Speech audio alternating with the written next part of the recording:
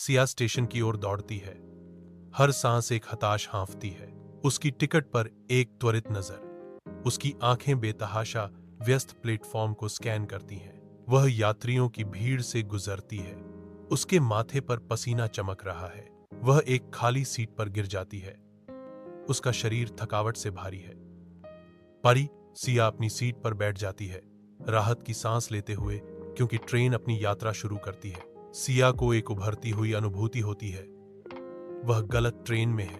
सिया को घबराहट होती है, क्योंकि ट्रेन उसे उसकी इच्छित मंजिल से दूर ले जाती है। उसके सामने आरव एक जानकार मुस्कान के साथ देखता है। आरव बोलता है, उसकी आवाज शांत, चिंता मत करो, कभी कभी गलत ट्रेन आपको सही जगह पर ले जा सकती है। सिया आरव को घूरती है। उसकी आंखों में उलझन और उम्मीद की एक झलक दिखाई देती है। ट्रेन के अंदर सिया और आरव एक दूसरे के सामने बैठे हैं, जो हल्की धूप में नहाए हुए हैं। ट्रेन की लयबद्ध खड़खड़ाहट एक सुखदायक पृष्ठभूमि बनाती है, क्योंकि वे एक अंतरंग बातचीत में लगे हुए हैं। यह दृश्य उनके बीच बढ़ते आकर्षण और गहरे होते रिश्ते को दर्शाता है। वे किताबें, सपने और जीवन पर विचार साझा करते हैं। उनकी आवाजें ट्रेन की स्थिर लय के साथ मिल जाती हैं। कोमल प्रकाश उनकी विशेषताओं को बढ़ाता है, उनके भावों की सूक्ष्म बारीकियों को पकड़ता है, क्योंकि वे एक दूसरे के प्रति खुलते हैं।